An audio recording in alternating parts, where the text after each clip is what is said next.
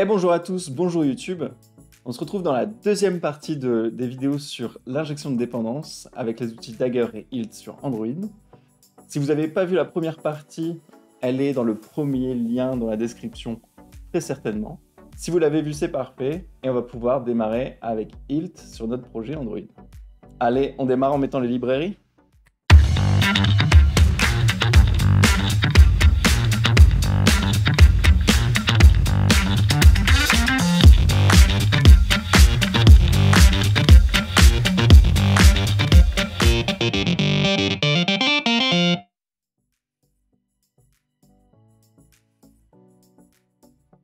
Parfait, on se retrouve sur Android Studio et on va ouvrir deux fichiers pour pouvoir ajouter les librairies de Dagger et de Hilt sur le projet ainsi que les plugins.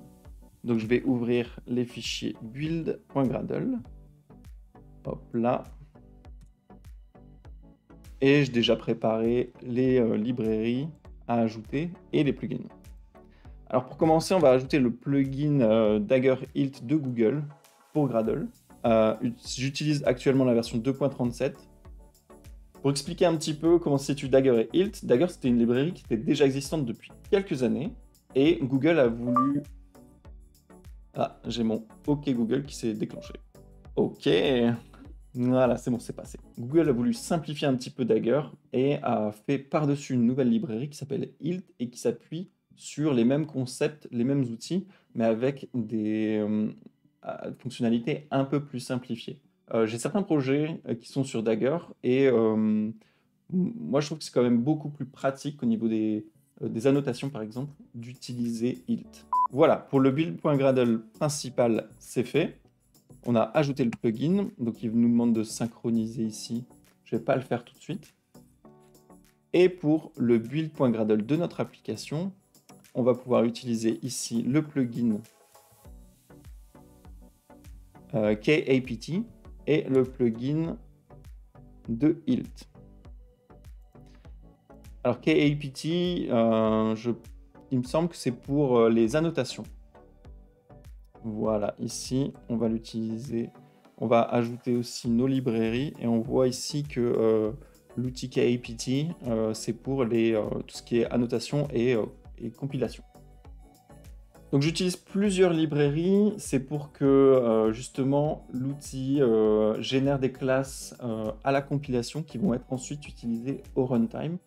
J'utilise aussi une librairie qui permet de gérer Hilt avec le cycle de vie des ViewModel.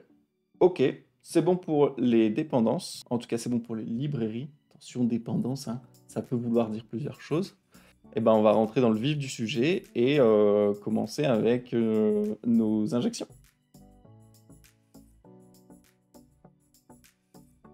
Ok, c'est parti. Maintenant, on se remonte les manches et on va faire nos injections. Alors, pour pouvoir injecter dans une application Android, il faut rajouter une espèce de point d'entrée pour pouvoir définir, préciser à Hilt où se trouve l'application. Donc pour ça, je vais aller chercher dans mon manifeste, hop, ici, où est-ce qu'on définit l'application et pouvoir associer une classe application customisée au manifeste. Donc pour ça, rien n'est de plus simple. On va l'appeler myApplication. Et ici, j'ai simplement indiqué, pas Hilt, mais au SDK, que ça va être myApplication qui correspond à l'application Android. Donc je vais aller créer l'application, la classe dans mon projet. On va créer une nouvelle classe, voilà. Et ça va être une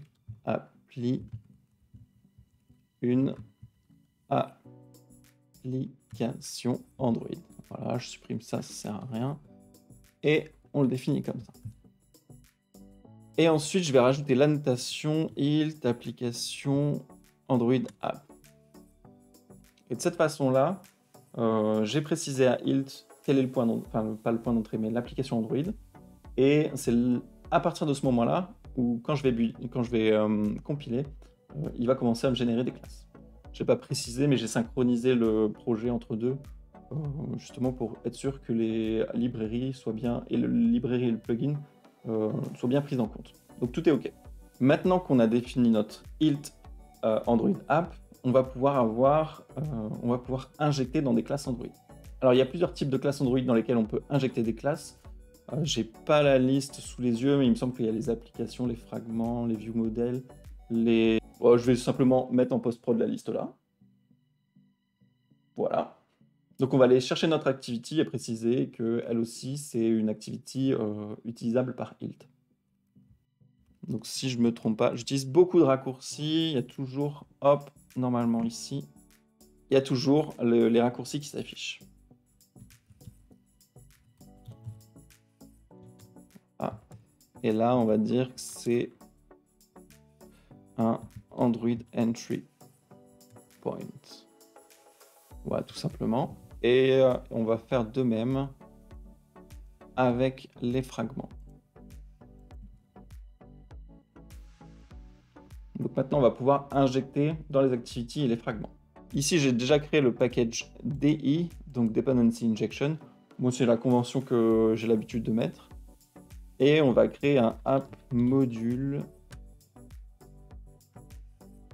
pour faire le plus gros du travail. Dans app module, on va lui préciser qu'il s'agit d'un module ilt dagger avec la notation module. Et on va ensuite, avec la notation install in, lui préciser pour quel type de composant. OK. Et ici, on va utiliser le singleton component. Voilà. Il faut préciser qu'il s'agit d'une classe. Et à partir de là, on va pouvoir utiliser notre application, son contexte, et pouvoir utiliser les constructeurs des classes pour que ces constructeurs-là soient utilisés dans les classes du SDK Android, les activities, les fragments, les view models, etc. Allez, c'est parti. On va faire ça. On va, dans un premier temps, créer un singleton. On va le fournir avec la notation provide et on va, avec la petite convention de nommage, moi j'aime bien mettre provide devant. Alors, il me semble que c'était nécessaire sur Dagger, ça ne l'est plus sur ilt. On va pouvoir utiliser quelques outils pour... Voilà.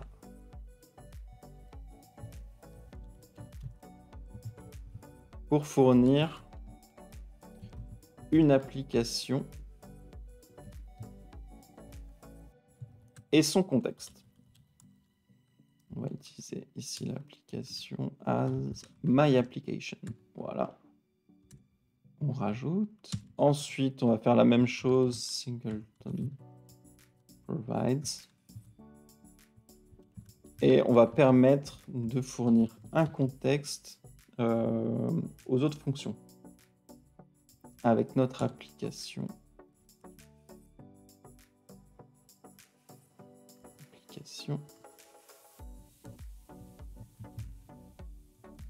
Et on renvoie un contexte qui est application. Voilà, super.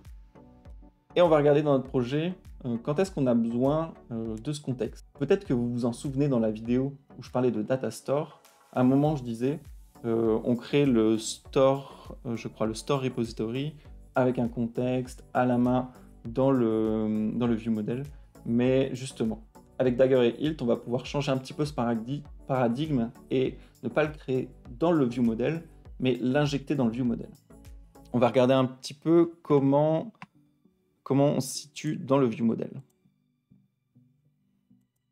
Donc voilà, on l'avait ici. On utilisait l'application parce qu'on avait utilisé une Android view model au lieu d'un view model. Et on utilisait l'application pour créer à chaque fois un storage repository. Donc on va changer un petit peu cette façon de faire pour permettre d'injecter un storage repository. Et pour ça, il faut pouvoir le provide dans le app module. Donc maintenant qu'on provide un contexte, on va pouvoir utiliser ce contexte en tant que paramètre d'une de nos fonctions provide, et ainsi de suite. Donc je vais faire la même chose, un petit raccourci ici, et on va provide un storage repository. Voilà.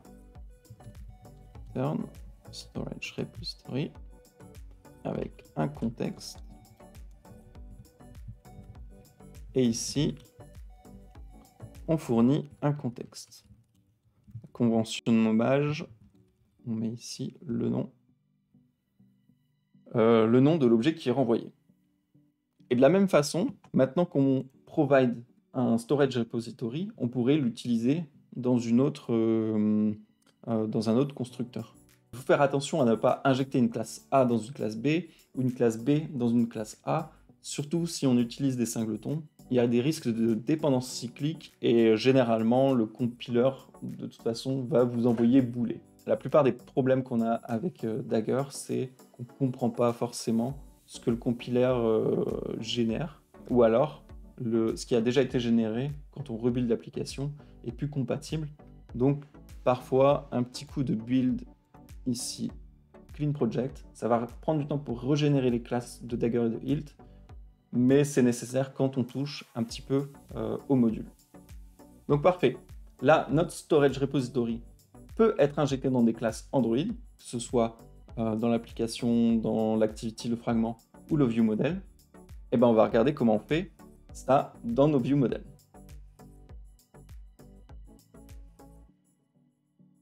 Ok, donc on va se retrouver dans nos view models et on va préciser à Hilt qu'il s'agit de view model où il va y avoir de l'injection. Donc on va ouvrir notre settings view model, je crois. Oui, on a deux view models et on va simplement préciser qu'il s'agit d'un Hilt view model. Vraiment pas très compliqué. Il faut quand même lui préciser aussi qu'il faut utiliser l'injection dans son constructeur. Et on va pouvoir retirer 2-3 choses. Hop. On met la ligne.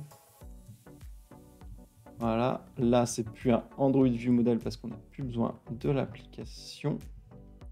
Mais on a besoin du... c'était quoi? Storage Repository. Là. Ici, on reformate le Storage Repository.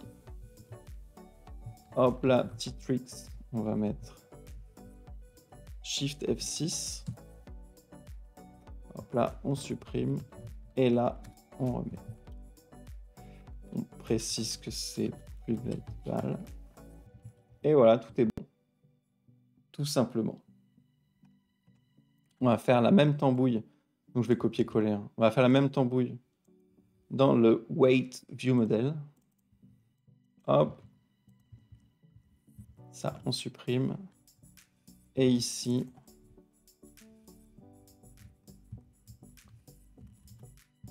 on a remplacé. C'est pas vraiment beaucoup plus compliqué. Tiens, j'en profite, petite pause. Si vous appréciez cette vidéo, n'hésitez pas à mettre un pouce en l'air, à mettre un petit commentaire, à vous abonner à la chaîne, à la partager, faites ce que vous voulez.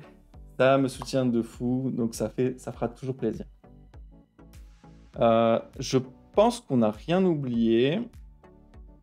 On a fait les entry points, l'application, le module, le view model.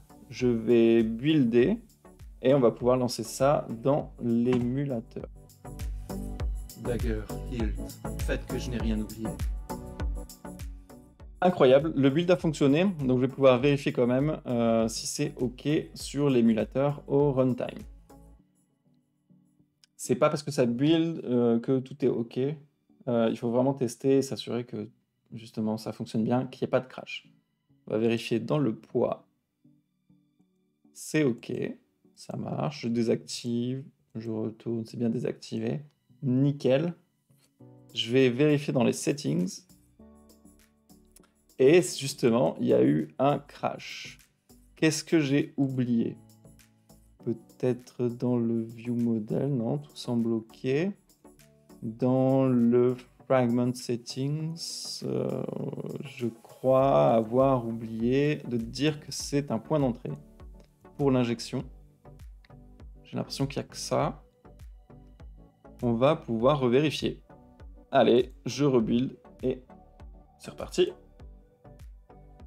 Ok, ça se lance. Voyons un petit peu. Paramètres. C'est bon, ça passe, on a bien accès. Je vais désactiver le deuxième pour vérifier. Hop, tout est OK. Donc vous voyez, j'avais bien oublié une annotation. C'est assez strict, donc il faut être assez rigoureux, mais c'est assez puissant. Moi, je trouve que c'est un super outil.